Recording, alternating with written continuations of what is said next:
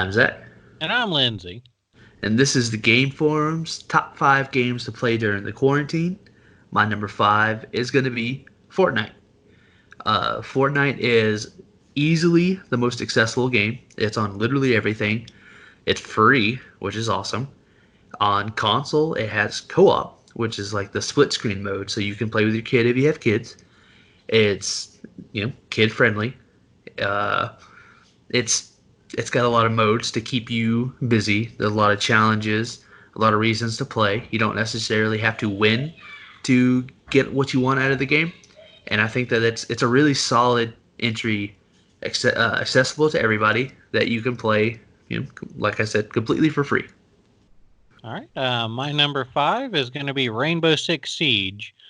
Considering part of the game is quarantining yourself in a room, it's a little bit fitting during all of this. Yeah. Um, so essentially, in this game, it's been out for a while, so there's a lot of content in the game. It's got a really fun aesthetic to it. If you're really into shooters and have never really gotten a chance to try it, now's a really good time to. Yeah. There's 2 teams. One team is going to be defending an objective and locking it down. The other team is going to be trying to siege that objective and break in. Yes. Um, really adds for some unique gameplay that you don't really see in Call of Duty and Battlefield and other games like that. So just because of that, it has this operator system to where each operator has their own unique set of skills.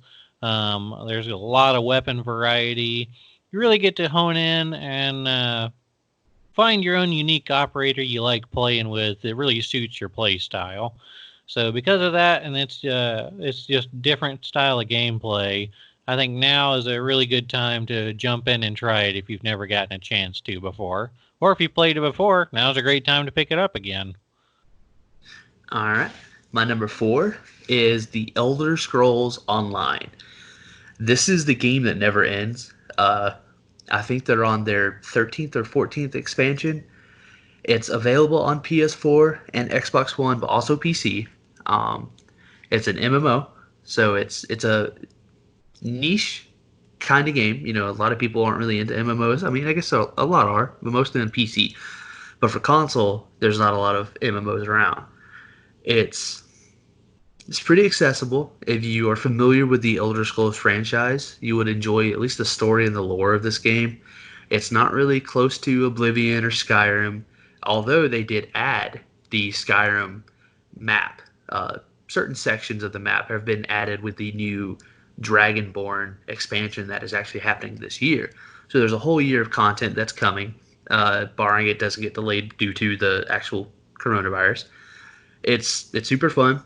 There's plenty to do. There's PvP, PvE. You can queue up for raids, dungeons. I've put in about 40 hours on PC. I enjoy it. Super fun. Uh, Definitely a game that you can just kind of like disappear in and explore the world and dive into all the lore. All right, my number 4 is going to be Call of Duty Modern Warfare, the 2019 version. Yeah. This is one I've really enjoyed playing a lot. It's got a really solid story mode to it. It really takes a lot of different twists and turns to it. The multiplayer mode, I think, is probably one of the most solid multiplayer modes out there. Gives you a lot of variety. I really like the queue system where you can choose what game modes you want to do and exclusively play those. So if you want to jump in and just do domination matches all day or just do team deathmatch all day, you can do that. Or if you want to say, I want to do, gun game and hardpoint, and those are the only game modes I want to play, it'll let you do that, which is great. It has a ton of daily challenges, weekly challenges, a ton of content to unlock, and probably one of the deepest weapon customizations I've seen in any game. Um, which is really great because I always love customization. It's also got the new Warzone mode added into it, and in which essentially you're placed in a town. You drop out of an airplane. You either go solo or squad up with some teammates, and then you're surrounded by huge gas like a virus closing in on you. So also again a little fitting. Um, overall, it just has a lot of different variety in the game modes it'll let you do. So whether you want to play it single player, multiplayer, or drop in with some friends in Warzone, it has a lot of content to really keep you interested and play a long time. My number 3 is from our Lord and Savior himself, Hideo Kojima, which is Death Stranding. Which it almost seems like he knew that the world was going to be stranded and we would depend on delivery people to give us our goods and services. And I just feel like it's the perfect game. It's a pretty easy story to follow, ironically, but towards the end it gets really crazy. It's super peaceful. There are enemies called the BTs that you have to avoid, but other than that, it is super relaxing. The environments are beautiful. You literally just pick up a package and you have to take it from point A to point B. How you get there, when you get there, is completely up to you. You can relax. You can listen to music on the way. Uh, there's music in the game you can choose from. There's even an option to sync in Spotify to where you can listen to like a podcast while you're on, adventuring and walking over these beautiful plains. It's super relaxing, like I was saying. It is ironic how the story is about you being a delivery man and delivering from people that cannot really go outside, and so it's about connection and it's about human connection in really hard times. And that kind of plays into what's going on right now, although they are advising that we don't meet with other people to stay in home. So it's just a cool little interesting story. It's not a very well accepted game. I really loved it. It was one of my favorite games from last year. All right, my number 3 is going to be Crossout, a game I can't ever talk about enough, which is also a little bit fitting right now. It's a post-apocalyptic game, so get in a little practice right now before the apocalypse actually happens. Yeah. So this is a vehicle combat game. It has a high level of customization to it. You pretty well get to start unlocking parts and weapons, and you can craft your own weapons. And you get to use all those to build your own combat vehicle to whatever play style you like, whether you want a heavy tank with lots of missiles and large cannons, or a really light and nimble fast hovercraft with a cloaking device and Tesla coils. You pretty well get to pick how you want to play. There's a lot of multiplayer versus matches. There's also you get to team up with people to fight in raids, special events going on. They currently have a battle pass going on for the first time. So not only is there a lot of stuff you can do to customize your vehicle, but there is a lot of different game modes you can jump in and do too. So if you've never gotten a chance to really try Crossout and see what it's all about, now's the perfect time. Plus, it's a free-to-play game, so you don't have to drop any money to get in and see what it's like. My number 2, it's going to be, I guess, kind of cheating here. Assassin's Creed Origins or Odyssey. Either which is fine. Both are very long, or can be. If you were to just focus on the story, they're both about 20 to 30 hours long. But if you were to do everything in the game, like I have, they're closer to 100 hours each. And it's well worth it. There's plenty of there to do. There's unique stories, unique side quests. There's mythological creatures that they've added. There's a lot of add-on content that they've released for both games, particularly with Assassin's Creed Odyssey. There's at least a year and a half worth of content they've added. They've also added a free create your own quest mode that you can do on PC on this special program, and you can play user created quests. And there's even this big user created storyline that is completely free that you can download that is like 12 hours long. So there's a lot of content in these two games, either of which you could pick. They're both cheap too. I believe they're very cheap right now. And even Ubisoft is doing a free month of games that they're going to be doing for month of April for the quarantine. So you can pick any Ubisoft game. Even Rainbow Six Siege might be free. Particularly, I like Assassin's Creed Odyssey more just because it's a Greek mythology with Origins being more based in Egypt. It's just a fun game. You get to go around, sneak around, do some missions. You're an assassin. It's really cool, really fun. I enjoy the story. A lot of people don't, but I mean, it's changed so much since the beginning. All right, for my number 2, I'm going to recommend Dreams. It's a really interesting game where essentially you just get a game creation engine to play with, and you get to see what everyone else has made. So now would be a great time, if you got a lot of time on your hands, to get in there and really make a game that you want to play. Have that time to go in there, develop it from the ground up, really polish it out, and see what other people think about it. Or on the flip side, you could go in there and see what all kind of really cool creations other people have made, from remakes of older games or just little fun party games with another controller. You can play with someone else there while you're quarantined, or you can go in and see what all other kind of stuff people have made. Some people have already made some really cool little things.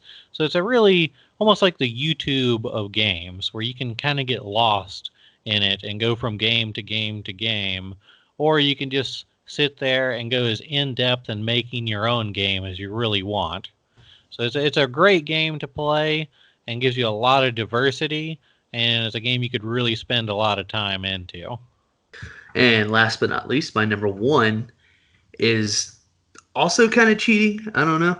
Any From Software game following the Soulsborne genre, meaning Dark Souls 1, 2, 3, Bloodborne, or even Sekiro.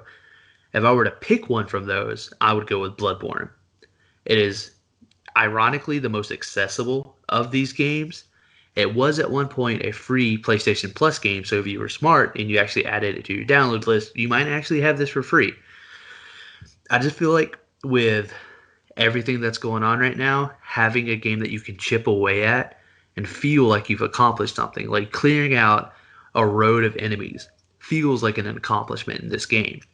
And the one downside is that the hardest thing that people have getting into these types of games is patience and learning the systems, learning the mechanics, learning how the game is needed to be played, the meta of the game. And being in quarantine, having time on your hands, this would be the perfect game to chip away.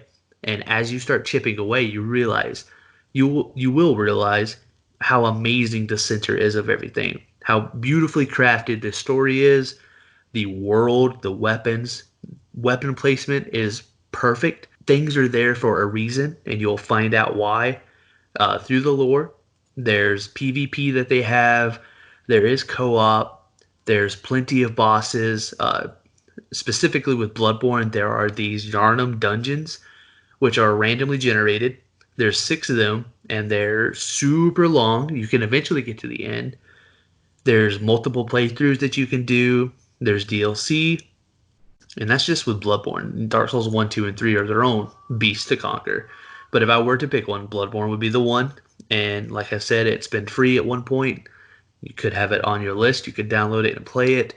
I believe it's pretty cheap. It might be on sale right now with the spring sale that's going on in April. Um, it's just it'll be a fun game to tackle and defeat, especially in a time where you feel like you might not have a lot of control. All right. And I guess getting into my number one is going to be Red Dead Redemption 2, and I'm going to focus on the online mode. If this is a game you've never played before, definitely get it and pick up and play the story mode. There is a ton of content in the story mode, and it's really satisfying. It's pretty long, too, especially if you do a lot of the side quests, and you can hunt for things, and a lot of other hidden achievements around the entire map. And it's a huge map, and a really very good graphics in the game as well. Looking at the online mode, a lot of people who bought Red Dead 2 when it first came out, the online mode didn't really have anything to do in it. It was very limited, very empty.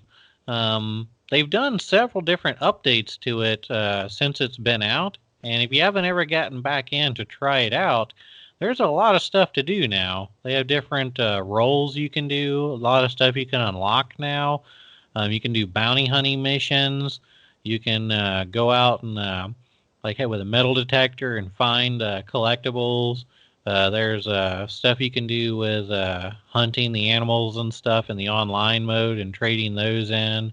So there are different job roles you can level up that give you different rewards, and a lot of other stuff you can do with that. And it's a great game. A lot of people already have, to join back in with some friends, get to hang out and go do some stuff online. So it's a game you could really drop a lot of time into and It's a real overall really nice game anyway, and a lot of people just never really went back to that online component. All right. Well, that concludes our top 5 games to play during the quarantine. Don't forget to like, share, and subscribe, and leave a comment with your favorite game to play during the quarantine. I'm Zach, And I'm Lindsay. and we're the Game Forum.